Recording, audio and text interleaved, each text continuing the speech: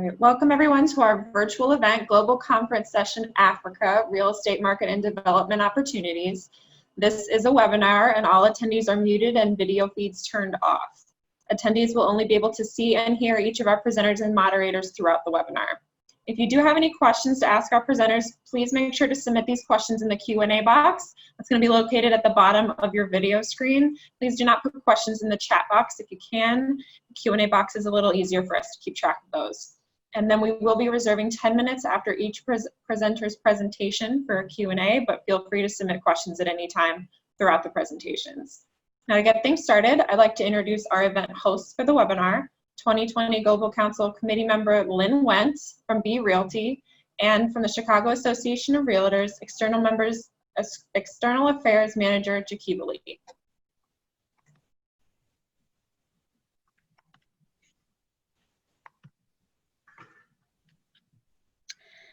Good afternoon, everyone. Good afternoon. I'm sorry, good morning. It's 11 a.m.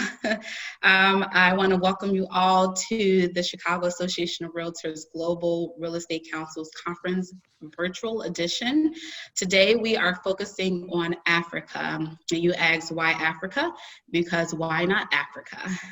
There's a lot of opportunities. It's an emerging real estate opportunities on the continent, and we are going to dive a lot into it today. But first, I want to give a quick update.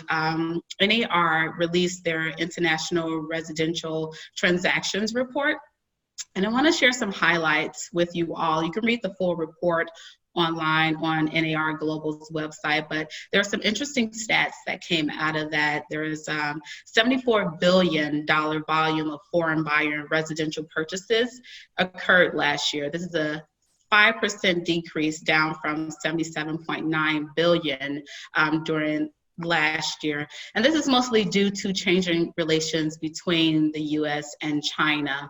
61% of foreign buyers who reside in the United States are recent immigrants or visa holders. Top 5% or top 5 foreign buyers in the United States are China at 15 billion, Canada at 9.5 billion, Mexico at 5.8 billion, India 5.4 billion, and new to the list, it was recently added and it actually bumped the United Kingdom, is Colombia, which is at 1.3 billion in the United States. Additionally, just bringing it back home to Illinois, we held steady with 3% of all foreign buyers. Further interesting facts include the type of foreign buyers investing in Illinois, which is Asia, Latin America, Europe, and India and Mexico are tied at 5% each. You can read the entire report on nar.realtor.com. Under research and statistics. International buyers also for Africa accounted for 3% of total foreign buyer investment into the United States. So let's bring it back on to Africa. A couple of fun facts for Africa is the biggest oil producer, which provides about 2.2 million barrels produced every single day. Africa is the second largest continent on Earth, followed by Asia, if you could guess it. Between 1,500 to 2,000 languages are spoken in Africa. So let's get into it. I want to introduce our co-host, our moderator, Ms. Lynn Wentz. She is the designated managing broker of B Realty here in Chicago, Illinois, and is also a CAR Global Council member. She is the current president of Women's Council of Illinois, and we're so glad to have her today. She has helped lead this session, and she has done a phenomenal job. Thank you so much, Lynn, and now I will pass it on to you. Thank you. Greetings and welcome to our second Global Conference Session, Africa, Real Estate Market and Development Opportunities. Thank you, Chikiva, and once again, thank you to the Chicago Association of Realtors and the Chicago Association of Realtors Global Council for sponsoring this truly exciting event. We are very fortunate today that Raju Bulchand, COO and Director of Name Dua Homes, is with us, in addition to Ernest Hansen, Director of Beaufort Developments. We'll get started with Raju's presentation. Namedua Homes is a real estate development company based in Accra, Ghana. Raju is of Indian origin, born in Gran Canaria, Spain. Property development and finance have always been very close to his heart, with 3 decades of experience spanning across Europe, the Middle East, India, and currently Africa. Furthermore, Raju is a trustee of Bulchand Charitable Trust, which was founded in India by his late father in 1972. He is also a member of the board of Smart Life, a nonprofit organization helping blue-collar workers in Dubai, as well as a member of the local advisory board of the Jumeirah College in Dubai. I now turn the presentation over to Mr. Bulchand. Thank you very much, Lynn, for the introduction. And first of all, good early afternoon to the Chicago Association of REALTORS and its guests. I hope you're all keeping safe at these times, and we'd like to thank you for inviting us to be part of this conference. And we are very excited to see the interest that everybody has in Africa, especially in the property market. I also want to thank Jakiva and Sarah for all her help, and everybody else at the Chicago Association of REALTORS. The significance of Africa in the world economy is growing, and the real estate sector is an important part of this economy. The basic of any business is demand for a product. The main source of demand is the population. So let's look a little bit of the demographics of Africa. So you see these lines, and this is the growth, population growth for the rest of this century. You can see 4 flat lines at the bottom. You can see a green line at the top, that's Asia, which is peaking up and then slowly coming down. The only line that's increasing continuously is the purple line. The purple line is Africa. So we're looking at a population right now of 1.3 billion, expected by the end of the century to 4.3 billion. So the population, as I said, is 1.3 billion at the moment in 2020. I said 4.3 end of the century, but by 2050, 2.7 billion is the number. But the most important part of the number, especially for us in the property business, is the urban residents, 1.5 billion. So 1.5 billion, I think it's 5 times the population of the US. So this is the urban population that we're looking into. More people, more demand. So as I said, urban population, but a big important thing is the tertiary education enrollment. In 2016, Africa had 8 million people enrolled in tertiary education at university and above. By 2030, that's just 10 years down the road, that's 2-3 development cycles, 43 million. That's 5.5 times as much.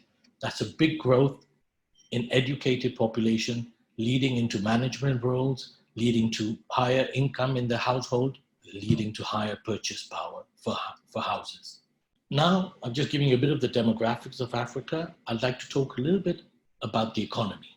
The GDP was 2.58 trillion in 2020.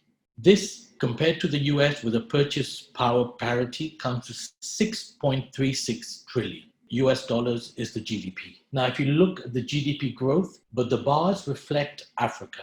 Africa's growing. The other lines are coming down, but our growth is still above the average world growth, even above the other developing countries. The only one above us is China, which has a bigger growth. But Africa is growing. The growth is coming up all the way. You can see the foreign direct investment. The foreign direct investment in Latin America and Caribbean went down 6%. In developing countries, it went up, but 2%. In Asia, 4%. But in Africa, 11% to 46 billion. This is foreign direct investment. And it's expected, so in 2018, it grew 11%. Those are the last figures I got. But it's expected to grow 15% annually from then on. Whereas you see other emerging economies with almost flat rates or negative rates like Latin America. Out of all the investment in 2018, 33 billion went to manufacturing. Now, manufacturing is the pillar of any economy. Here, we have manufacturing employs everything from unskilled labor to skilled labor. It starts the production cycle. So when you have manufacturing taking place in your nation, or in your country, or in your continent, it leads to a need for service industry. You need to market those goods. You need to transport those goods. You need to sell them. You need the retail store. So all the economy is starting there. You're not depending on imports. So you're creating real GDP within your continent. So this manufacturing figure seems to be going up, the investment in manufacturing. I recently read an article. We all look at China as a big manufacturing country. Well, one Chinese manufacturer is investing $1 billion in Africa because he's finding that the manpower is still cheaper for him in Africa, so he can produce more competitively. And this is that was one example, but there are many other Chinese factories coming here to produce, to sell from here. And talking about selling from here, we have the African Continental Free Trade Agreement. This covers a variety of nations within the African continent. And the whole idea is that 90% of the goods produced could travel between these countries without any tariffs or imports. So if you come and establish yourself as a manufacturing company in one of these countries, your goods can just flow throughout. Similar that would happen inside the United States or inside the European Union or inside any big power. So we know the big powers, when they're united, it's even stronger. And this continental free trade will also allow for the free movement of people and capital. So if you do establish yourself in one country, you can easily open a branch in another country within all the countries in the agreement signed. It's not all the countries, but a lot of them are doing it. So now population is growing. That's brilliant. Economy is growing. So the future looks bright. But now I want to look a little bit at the real estate market in particular. So the real estate market is looking very healthy in Africa. Demand is going up. People are buying more properties. I have divided the market into three major sections. One is the local populations, the African born here and lived here all his life. The other one is the African expat, the African who's migrated outside and is living out, but might want to invest here. I'll look at each one of these in detail. And then you're having the foreign expats who are living in Africa, but who are also buyers. After many years, they decided to start buying. We'll look at each one of these in more detail. Could I have the next click? The same slide, thank you. So as I mentioned, when I talked about education, there's been a big growth in middle class. And the middle class is what drives the economy. It's what drives consumption. I recently was speaking to a gentleman here who has about 45 outlets, and he's an expat. He actually mentioned that about 25 years ago, all his outlets were managed by expats. But today, they're all managed by local Africans, except one of them. That shows where the African manpower is getting. They're getting educated, they're going to management levels. This increases their household income. Likewise, we have the double income family, where both are professionals. If you saw the slide I showed you of university, it was a man and a woman. So the women are getting access to studies, they're educated. And you have all households creating double income at skilled level. I'm not talking unskilled level. This allows them to get into the housing market easier.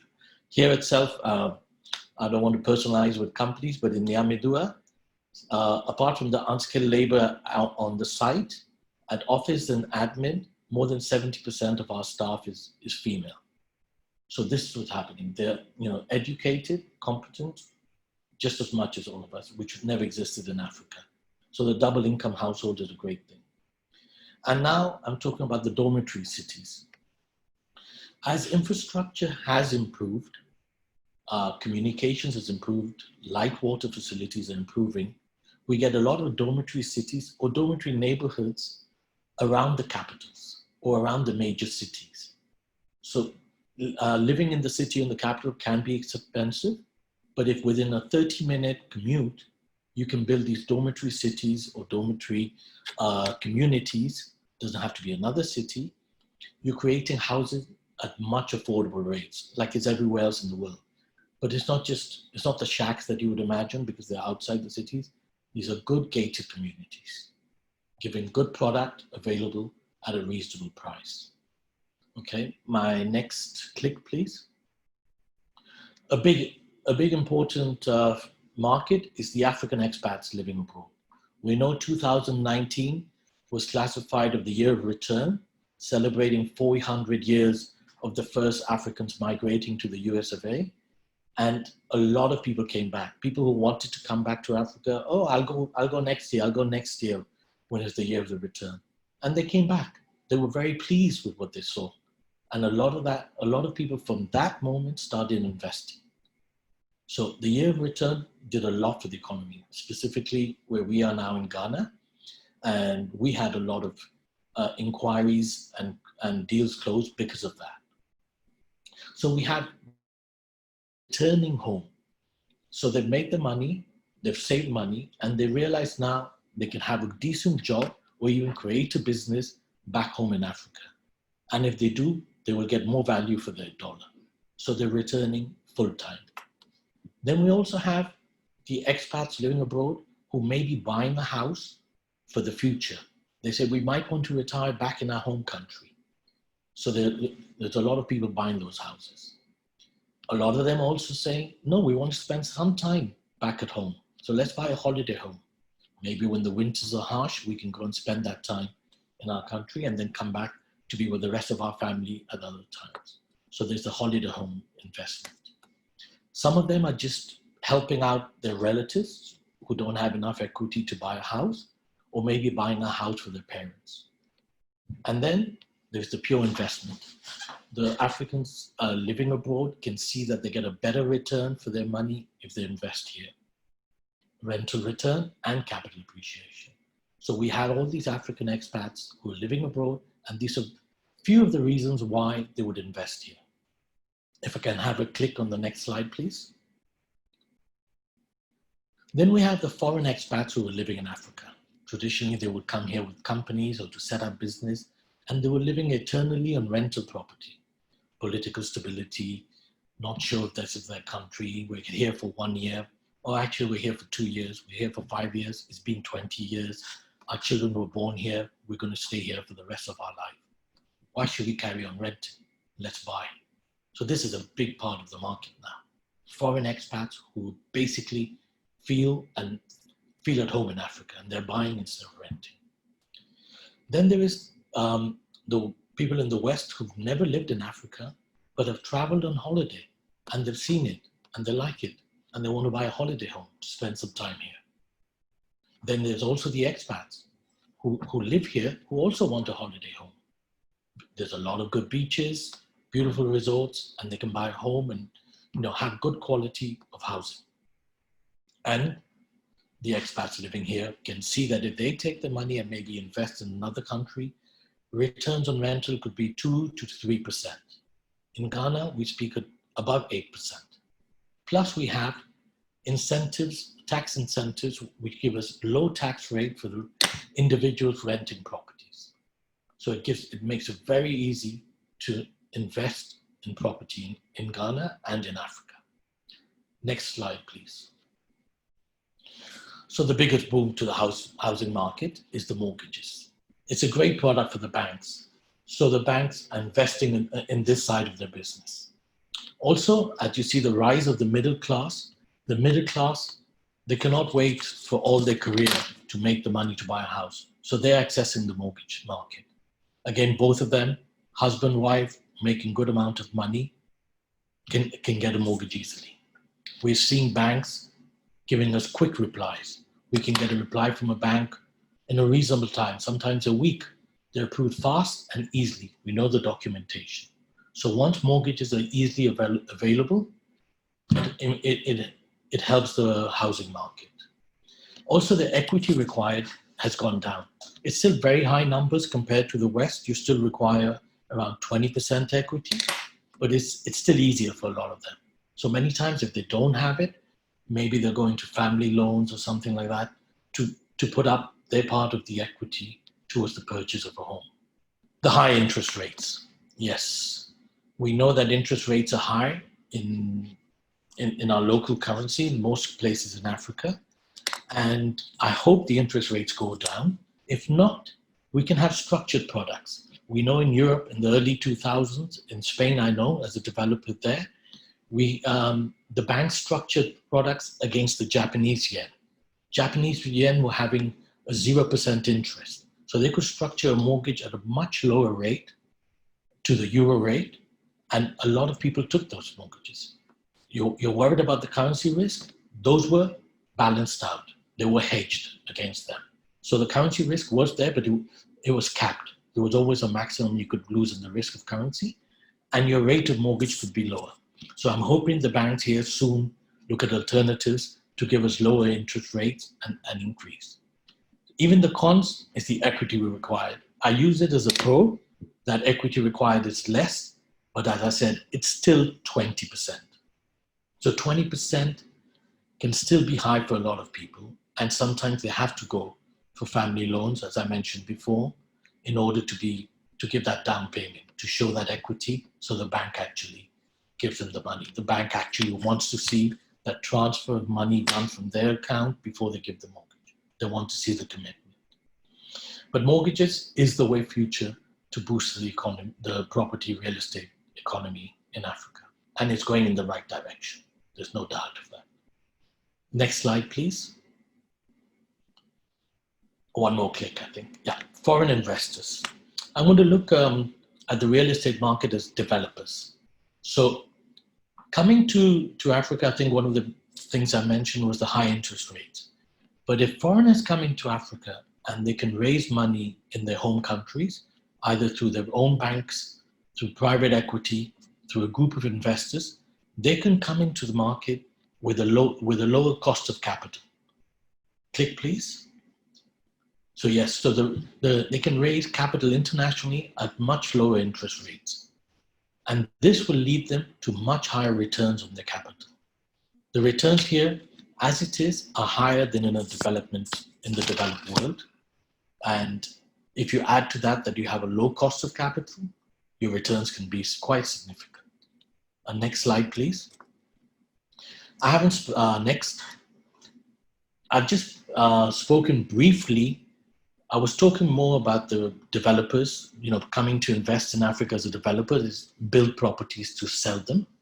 But I did, towards the end of the slide, I just wanted to speak about investing as a landlord, as pure property investment, looking at rentals. The rentals in Ghana, where I'm presently, are above 8%. If you have a low cost of capital, you add the 8%, you add the capital gains prospects, you have a very high possibilities of return. So this is a great market. And as the country is as the continent is developing, you will find that there'll be a big demand for offices, factories, so investors can come buy finished product, finished office buildings, finished factories, and lease them out to companies coming from abroad. And this could give them a great rate of return. We see you just drive around any city in Africa and you can see a lot of modern office buildings with banks and international companies leasing from there. So I'm actually almost done, and I'm going to finish my presentation repeating a slide that I put at the beginning. So if you could just click on the slide, I think I'll get a repeat the population. I need to really repeat this. 1.35 billion to 2.7 billion in the next 30 years. 1.5 billion urban residents. Housing is needed. There is income to buy the houses, so the market is booming. There is a real demand, because there's a real demand. People are not just buying second housing, they're buying their first homes. And this is what creates real demand in the property sector. That's all I had from me. And now I think I'll be open to questions and answers. And you can just put the last slide where I'm just putting, once again, thank you. Click to the next slide. Just thank you to the Chicago Association of REALTORS for having us. That's my email. If you have any questions that I can help you with, please do. The rest of my details will be with the CAR. You can get my phone number, any details you want. And I'm always there for any questions and any help we can give to all of you. Thank you very much. Over to you, Lynn.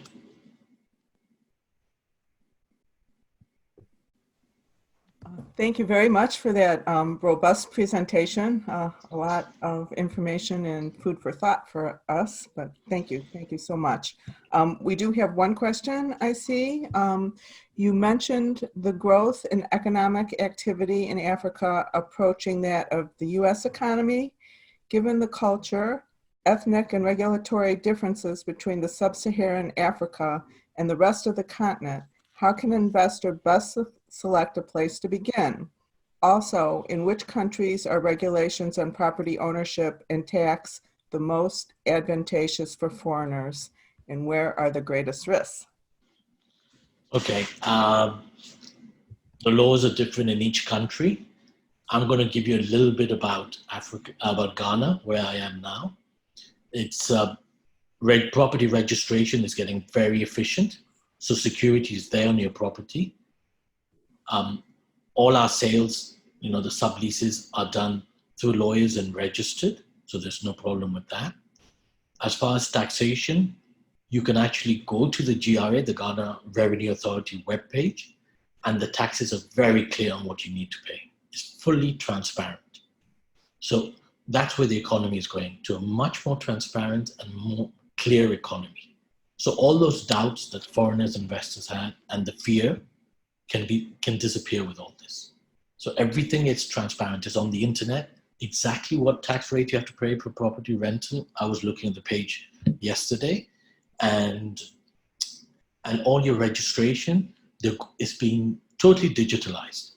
So Ghana is moving to full digitalization for registration. So you'll be able to look up who's the owner, you'll have full security. For those in doubt, I always recommend maybe a gated community as opposed to buying land if you're not there, because you have a very much clearer title. How much is the average to high-end home in Ghana? They said the rates are high, but what is the range of interest rates? Interest rates, the rates of the homes in prices or the interest rates? The interest rates are, all of you sit back because you're not going to, this figure is going to maybe alarm you, but interest rates are 11 to 12%. Maybe they'll be shocking for you, but it's, I remember in Spain, my first development was at 16% mortgage rates. So rates do change, but it's what the market has.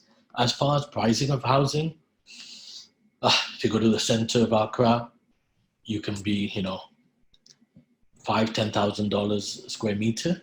If you go further away, like I said, you can go to the dormitory cities to get better value. You can go to 1,000, 1,200 a square meter. Sorry, I talk in meters.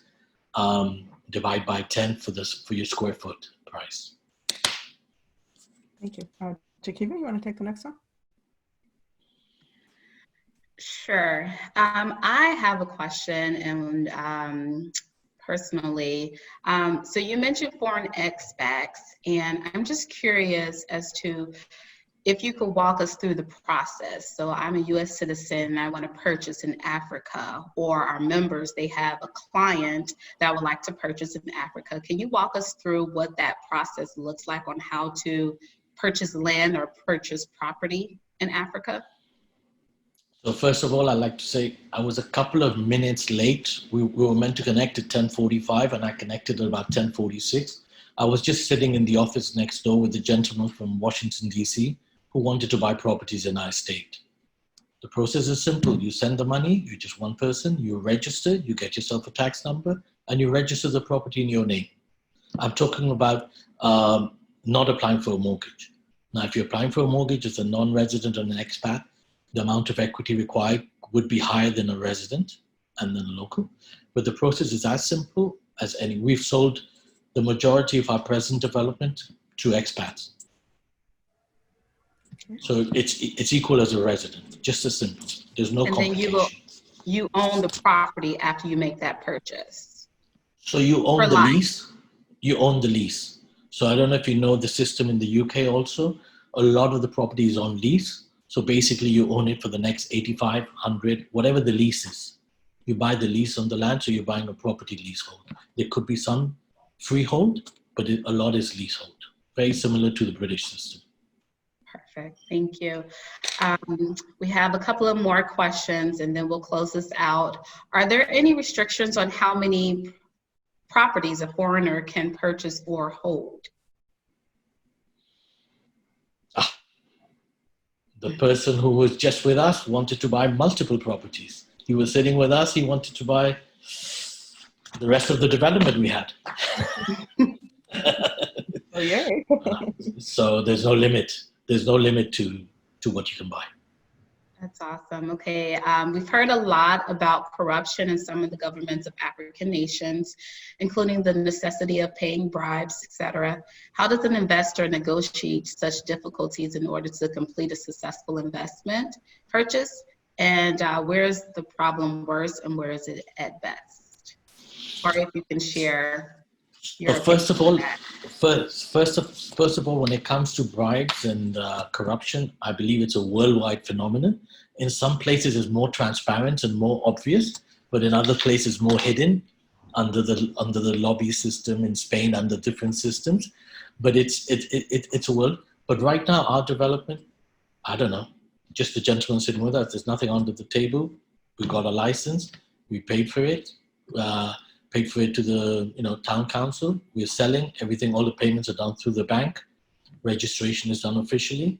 So yes, there is corruption in Africa, and it will be there for many years. But as far as property, it's getting cleaner. The amount you pay for it is in the sublease, and that's what you register for. And our last question, someone just took the green designation. I don't know if you're familiar with NAR designations. They offer educational designations and certifications for different types. So the green designation, you can get your CIPS, you can get accredited buyers certification, et cetera, et cetera. Is Africa presenting itself as a hub for green building technologies? Definitely. I think if you see, there was a map I saw a long time ago that we just took part of the Sahara Desert and dedicated that full of solar panels, you could generate electricity for the whole world. So our present development has solar panel pre-installation in the whole development. And I think a lot of people are moving forward in that direction. We're not as green as other nations, but a lot of them are doing it. Perfect. The final question here is, are there organized bodies like the Chicago Association of REALTORS to help navigate the buying process? Sorry, I didn't get Are you. there organized bodies such as the Chicago Association of REALTORS to help navigate the buying process? So we normally help all our clients. So whenever they come, we submit it's a standard documentation. So we hand it to the 3-4 institutions we work with, and we give them the paperwork, and they will decide, they will take it for approval, and we do a bit of the follow-up. So as a developer, if you look at a lot of the banks, even in their websites and their presentations, most of the mortgages they give are either individuals going to them or developers actually acting as their intermediaries, because it is us. So the client comes, I want to sell the house. I want to make sure he gets his loan. So it's us who, our sales team is many times calling. So I don't know if there's organized bodies strictly for that, but we do it. We don't charge for it. Our business is to sell the houses. Thank you. Thank you very much. Yeah, from my understanding, there's no licensing law in Africa like it is here in the States. So there are organized bodies, but they don't mimic NAR, from my understanding. Correct. Well, thank you very much for this wonderful presentation. Thankfully, it's recorded, so we can all refer back to this great information that you presented today. Thank you. Thank you.